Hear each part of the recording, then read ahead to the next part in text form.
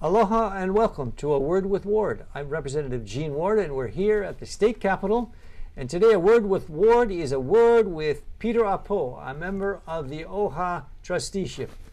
Peter, welcome. Good afternoon. Good generally, to see you. we Thank have you. a discussion with people who are leaders in their community, those who have got policy relevance, those who have got some historical and otherwise significant advice to our people who are watching throughout the state of Hawaii, even though my district is Hawaii Kai, as you know, Kalama Valley. Peter, so everybody might know the name of Peter Apo, but they may not know his background.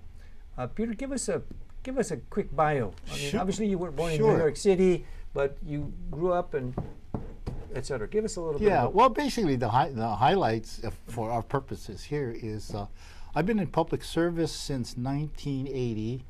Elected to the first board, actually 1978, elected to the first neighborhood board in Waianae. Fossey's original creation. Waianae Nanakuli. And then 1980, I ran for the Office of Hawaiian Affairs, the first board. So I'm pretty proud. Did you get elected then? I got elected then, yeah. And served in the House part of the time with you. You and I served together in the 90s, right? In the 90s. Late 80s, early 90s. I came in 90. So I was here for 12 years and then left here and then went into government administration with Mayor Harris and was the Director of Culture and Arts for the city and then later Director of Waikiki Development. Mm-hmm. And there was a little break of about a year, 2 years in there where I actually left the city and went to work for Governor Caetano as a special assistant on Hawaiian affairs. Mm-hmm. And then I left the city administration, the Waikiki Development, to form my own company in cultural tourism development. The Peter Apo Company, or Peter Apo Company, yeah. Peter Apo Company. Yes. And then I kind of completely lost my senses in 2010 and ran for the Office of Hawaiian Affairs again. So and now you've just got reelected. I just got reelected to a second consecutive term. Yes. Congratulations. Thank you. Yeah. So how many years totally have you been in OHA? If we use that as kind of total 8. Total of 8 years. And so legislature 12 years, OHA 8 years. 8. So you've seen a lot of policy, Peter. Yes. You've gone through a lot of policy. Yes. Like you and I did. If I can remember the 1990s. Well, we were when OHA was first, the 78 convention, 80. We were still working things out in OHA in the 80s. So let's do a little bit of OHA 101. For some of you who don't know the history of the Office of Hawaiian Affairs, Peter was part of the whole creation of it, even though you were not in the 1978 CONCON, though, were you? No, I was not in the Constitutional Convention that created it, but I was aware of what was going on. So you came in 1980 as the first trustee of the whole organization.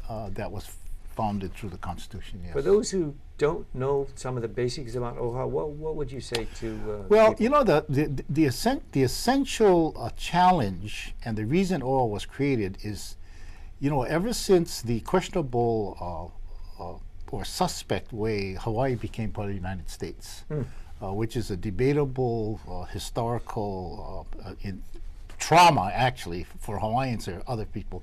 There's been this uneasiness in Hawaii in the relationship generally between Hawaiians and the rest of the Hawaiian community. Not personal, mostly institutional, political, economic, etc. And as long as the question of the so-called overthrow or the overthrow, Hawaii can never be one.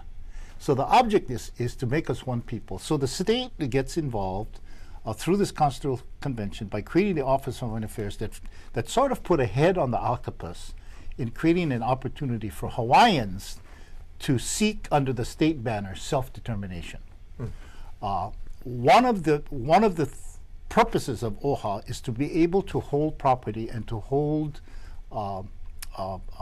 money, revenue, generated by the state. OHA is funded through 20% of the ceded land trust, revenues derived from the ceded land trust. The cash cow being the Honolulu International Airport.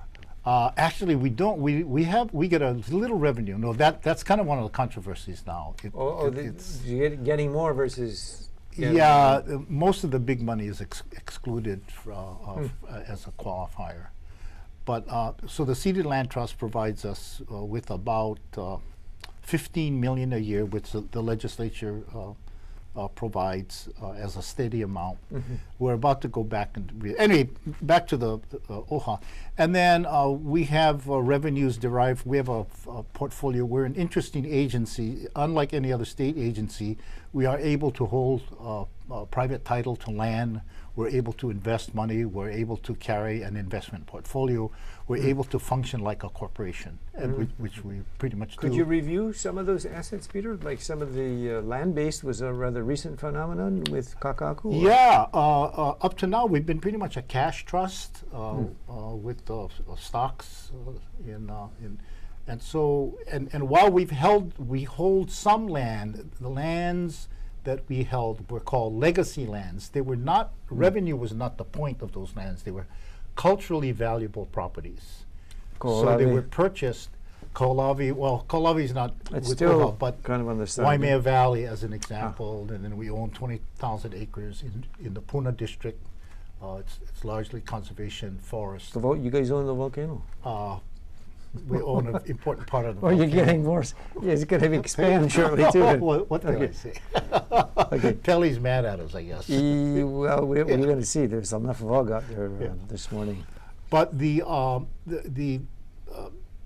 settlement with the state that ended up with OHA receiving 30 acres of prime waterfront land at Kaka'ako Makai in the area of Kewalo Basin. Was a long-fought battle. It was over 30 years, 4 governors' administration. Long story short, OHA was owed in back rent on the ceded land trust, back rent of $200 million.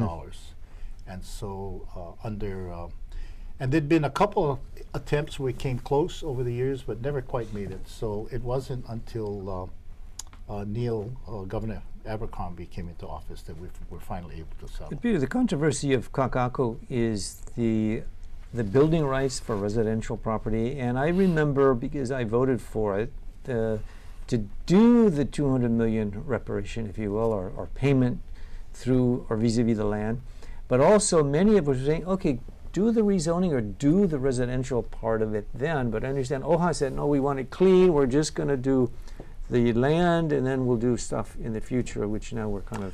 That got pretty tricky. We were, I guess I can say it now, we were under no uncertain terms messaged by the House that any amendments to the bill that was introduced by the governor on the settlement was spelled a death knell.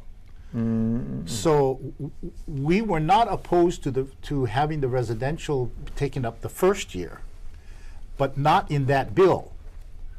So it was brought up through, I believe, through Senator He and Senator Solomon in a separate piece of legislation. To look at residential. So if there was any amendments, the sense was if there are any amendments, that's the death knell. It's a death knell. They didn't want to complicate the bill. The $200 million settlement, the 30 acres at Kaka'ako was plenty, so let's not. For those of you who just heard that inside baseball fact, usually you got to write a book before those things come out. Right. So Peter, I'm honored that it's on a Word with Ward here in the state capitol in 2014, because those are important factors that people don't always see what's sometimes behind a lot of the issues. You know, I particularly after having served here, I understood the rationale about don't tamper with the bill, because then, you know what happens when you start peeling open a bill, and then its original intent starts getting clouded, and then before you know it, there's 1 amendment, 2 amendments, 3 amendments. Now you're in a mess. But I'm going to throw out a fancy word. The zeitgeist, the spirit of the moment was give it to OHA, let them go with it, run with it. And that was the momentum that I felt in the House, and I think the Senate had the same way. But again, that's history. Okay, that's kind of a review of the property side. What about the assets? You said stock market, you have cash portfolio. Yeah, we have. What's the value of OHA's balance sheet? About $550 million. 550 million? Yeah. 350 comes from Wall Street, from portfolio. 15 million comes from the state. And then we have some federal grants. Programmatic grants, and it all totals $550 million. So the percentage of the return is comparable to what the ERS is getting, so you're at 8, 12, 15%? or even more? No, return is about, on the portfolio, the 350 million in stocks and bonds is 7.5%. Okay. You're on the. We've been doing safe zone. 7.5% pretty steady since 2003, and survived the 2008 crash, so to speak. We kind of recovered from that. That was kind of spooky. Okay, so OHA is with its portfolio, with its land, but now with its policy, or with the Hawaiian Royal Commission, the notion of a constitution, the notion of a sovereignty convention, and the notion of, a lot of people don't know what is coming down the line. Is there anything you could give more historically, or what people can expect in terms of? Well, the expectation early on, the expectation has been for 120 years, ever since the Hawaiian flag was struck in 1893, that at some point Hawaiians would be able to recapture their honor and their dignity, and to, in conjunction with the federal government, address the concern that the overthrow was illegal. And the expectation was, at some point, the political dialogue would lead to some sort of path where Hawaiians could practice some level of self-determination and begin to figure out ways to address and reconcile. That's an important word. Key word, yeah, key word. To reconcile the differences and to be able to redefine our relationship with the federal government and with the state of Hawaii. So that's always been in the hopper. It gets, the closer we get to actually realizing a legitimate political platform in which to finally begin to seriously address this redefinition of what Hawaii's relationship is to the feds and to the state, the more complicated it gets. You have at both ends of the spectrum Hawaiians that rally and call for total independence, for essentially seceding from the union and forming the nation, their own government, over to the more conservative at the other end, which is, yes, let us reconcile, but I'm not interested in giving up my citizenship to the United States. That whatever the reconciliation form ends up being, I still want to retain my citizenship. So between the two, everybody's got an idea. Well, so in the political arena, there's usually something in the middle, the half a loaf. Is there something in between the two of those? One independence, and then there's this. Sure, yeah. I think if the model is structured right, where Hawaiians are utilizing the Hawaiian window of self-determination to restructure certain aspects of the relationship that they have. For instance, if part of the I guess you would call it settlement, or would allow Hawaiians to establish free trade zones and certain exceptions to federal law that governs international trade. Exactly. What would that look like? Free trade zone. Hawaiian first. Number one is the Jones Act. Okay, so foreign ships could come in and out of Hawaii. The Hawaiian part of it, where we operate the free trade zone, would then have a relationship with the businesses in Hawaii, so that you could move goods and services, mostly goods, in and out of Hawaii without sort of an end around the Jones Act. I think there are other examples where Hawaii, in our position in the Pacific, there's some exceptions that could be made in federal law where it would benefit all the people of Hawaii in terms of economics. So that could be one advantage, but it would be a nation within a nation model, not that much different from the relationship that American Indians enjoy, certain American Indian tribes, and Native Alaskans. Peter, on that one, and I know Joe Suki is still the speaker, but as long as Joe Suki is around, gambling is going to be a consideration. Yes. And some people have said, well, look, OHA is probably the vehicle that's going to get closest to doing that, and they think that's kind of a part of the hidden agenda, that if OHA gets nation within nation, boom, there goes the gambling issue. Is that on the table or under the table or not? Well, I can't say no. My sense in the circles that I move in, most Hawaiian leaders, both elected and otherwise, are not for using Hawaiian lands casino. I think for American Indians, it was one of the few ways that they could actually raise significant amounts of money. And quickly. So for them, it was, I think, probably the only answer, economic answer for prosperity. That we already have, we're fairly well heeled. We can always use more. We have a $550 million. In fact, Gene, I'm glad. If you add the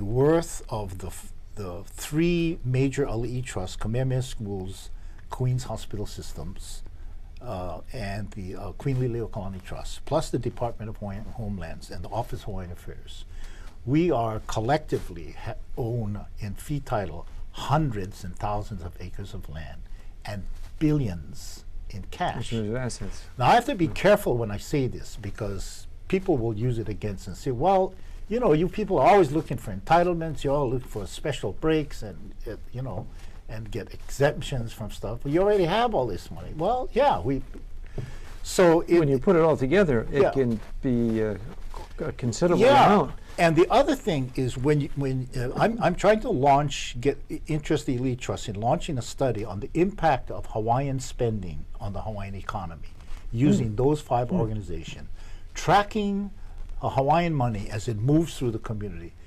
You know, Representative, I tell you, people would be amazed. That would be interesting to know. It would be amazed when you look at subcontracts that go out, legal fees. You look at buying paper, buying machines, buying the employment alone that Hawaiian organizations. We're almost like the Big Five now, but it kind of under the radar. When our money goes out there, it's spread all over in every community in the state. Interesting way of looking. The Hawaiian dollar goes there. You know, I did my PhD dissertation on Hawaiians in business at the University of Hawaii. And the Hawaiians, and I did a comparison study of Hawaiians and Caucasians in business, and the Hawaiians were just as successful as the Caucasian businesses. And it wasn't where they were as large in numbers, but in terms of those who were in, did very, very well. So I'd be very interested to see an economic profile of the Hawaiian value added in the economy. That's amazing. So the notion, I mean, one of the things about federal recognition and the reconciliation is it's important for all of Hawaii to protect the entitlements we already have, which are at risk. At some point, we cannot keep going the way we are. We have to, at some point, deal with the fact that we are not Native Americans. We do not enjoy the same constitutional protections as American Indians, and in fact, I worry that we are unconstitutional, and the charges of racism when Kamehameha Schools, you know, requires that a preferred Hawaiian to be as an admission thing, and other ways where Hawaiians are targeted for special treatment, I think is at risk until we can reconcile and come under these constitutional protections that allow us to function. Now with Rice versus Cayetano, There's an everybody example. can vote in the OHA elections. What actual percentage of non-Hawaiians do end up voting in the OHA election? I don't know. I think it's 5, 10, 20. Yeah, it's probably not 25 at the most, even if it's not even that much. I don't know that it's 25, but I think it's lower than that. But the fact is that legally, that is a voting right, which most people are not taking advantage of. Of course, half the people don't sign up to vote, and they don't show yeah, up right. either. So the ones that do sign up to vote, a lot of them don't know that they can vote in an OHA election. But you know, I tell you, to credit many of them, they know they can vote. They don't vote because their attitude is they think Hawaiians ought to be left alone. It's kind of a sort of a yielding tip of the right hat, away. Yielding right away. respect. You know, So, your you know, affair is your thing. Let's go back to the land, Peter. Yeah. One factor on the, how would you say, the future of land in the state of Hawaii. We have about 4 million acres. If you look at the ceded lands, there's about 1.8 million. If in this new entity, those are resolved, 1.8 really takes the corpus of the state of Hawaii, because the state of Hawaii doesn't, like many states, own that much land, and the feds don't have as much, but it's in a lot of the private hands in the larger families. How do the ceded lands get adjudicated? Is that after a sovereign entity, or before, or simultaneous? Because whenever you got land and you got power and you got money involved, you know, there's a lot of piliki, a lot of difficulties that come up. Yes. Well, there's one that it's not just the state that would be impacted by any kind of agreement that began to delve into the redistribution of that land, but it will also be federal lands. Mm-hmm. You know, as you know, the federal government, Department of Defense, owns almost 1/3 of the lands in Hawaii. You got places like Pearl Harbor, Pohakaloa, I mean, Waimanalo. huge, Waimanalo, Kaneohe Bay. In fact, they own two of the largest, most incredible inland waterways, which is Kaneohe Bay and Pearl Harbor that we have in Hawaii. So that would have to factor in along with the state. And I don't know what the answer is, but certainly a negotiation on how to redistribute those lands would be interesting. I would say this, Gene, if I have anything to say about it, and I think there are other Hawaiian leaders who feel the same, I do believe we need to move towards reconciliation in a way that is a win-win for everyone. We cannot walk away from our friends and neighbors. We can't write off the fact, you know, I'm half Chinese. I mean, I'm a third Chinese. I didn't know that. Most Hawaiians are Hawaiian something else. Yes. And, you know, to deny that part of our heritage, or to, now that we're in the fourth, fifth generation of being part of this country, and I'm probably getting myself in trouble for certain people who see this and think I'm copping out, but you know, I would tell you, I am an American. I am an American of Hawaiian ancestry, and I don't think it's in the cards that in the end that Hawaiians will walk away from the rest of Hawaii. Certainly, there were great injustices that I feel were done. They have to be addressed. But I think they must be addressed in the way that brings prosperity and quality of life for everyone. Otherwise, what is the point? You know, why would we want to bring misery on other people in order for us to you know, to sail off in the sunset? I get the sense in the spirit of the life of the land is perpetuated in doing the right thing. I'm hearing that come out of your heartbeat on this issue. Because I've been in meetings with my constituents, and they said, well, if there is a Hawaiian sovereign entity, what about my house? Do I lose it? I mean, this is a serious question about people who are very educated and knowledgeable, and they say, what about my house? That's the dialogue that needs it is way overdue in occurring. And I think there are Hawaiians who may share my feelings about it, who are afraid to speak, that maybe others are going to, you know, accuse them of selling out. I mean, I don't, you know, but that's my feeling. That's how I feel. And you know, I would not begrudge or object to other Hawaiians who have other views as to what they would prefer to see happen. Model of sovereignty, they want to separate from the United States, whatever. I respect that. But my personal choice would be to remain a U.S. citizen, continue with reconciliation, do it in a way that we all come out ahead.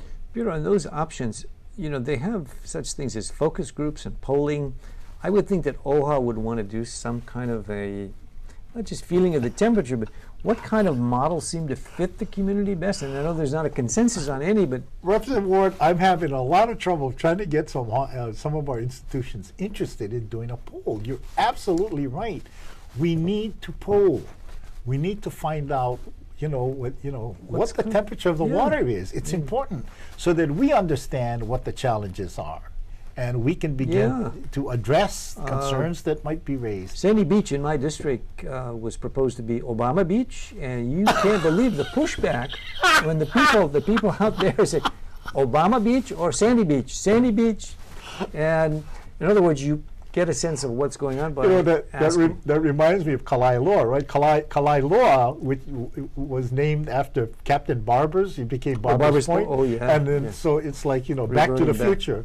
Go back. No. There's not going to be Obama Beach. It's called, it already has a name. And feelings will come out. You just got to ask people. That's my point about the polling and the other thing. Exactly. As we go down the line, we want to see what actually may appear.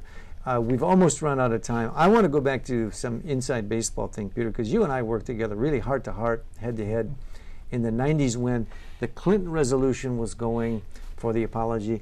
You and I crafted a Hawaiian apology resolution. Whatever happened to that? I don't know. I know it went. It went. I forgot that we did that. It was. There's a Hawaii apology resolution authored by he and myself. That's right. You know, which yes. may be somewhere in the. It either went through or it went Yeah. somewhere that I don't remember. But the fact is, the state of Hawaii had its own apology resolution, and it was a joint Republican-Democrat issue. Because I think the hearts and minds of the people are with the Hawaiian people. It's how the actual differentiation of land and power and all those things come up. That was like around 90, in the early 90s, because I believe the political climate was that we were heading toward 1993, which would have been the 100th anniversary of the overthrow. And then Clinton's. Yeah, right. And So it was somewhere in that yes. period, which I know is. So it triggered that kind of resolution. Yeah. And some of my friends will say, "Oh, what did you really do?" I really did Yes, it. you did. And there's got to be a reconciliation, Peter. That's the key word. There's got to be a sense of Hawaiian history having closure, and both, how would you say, emotionally, culturally, etc., to the rise of what otherwise was a great kingdom with a great people. Yep. And I'm going to leave you the last word, Peter, because we almost run out of time. Any parting remarks you want to send to the people? What's coming down the line? Is there going to be a convention that we can see? That Yes, there will be. OHA has set aside $3.9 million. We're now seeking a neutral third party to run an election and to convene an, we call it an AHA. It's basically a constitutional convention where delegates are elected. And those delegates would then convene and begin to shape some recommendations that would be placed in some sort of a referendum on what kind of a nation, or not, that and this they could would be want how people to soon? consider. Or how long? Right now, the convention is supposed to occur in January, but it's kind of fast, so I think there's some second thoughts of moving it to June of 2015. 2015. 2015. You've heard it. The convention is coming. The sovereignty movement is moving along sovereignly. We don't know what it is, but Peter, thank you so much for giving us a look Thank into you. that. It's always a pleasure. I'm Representative Gene Ward with a word for with Ward, and this was a word with Peter Apo, member of the Office of Hawaiian Affairs. Thank you again, Peter. Appreciate it.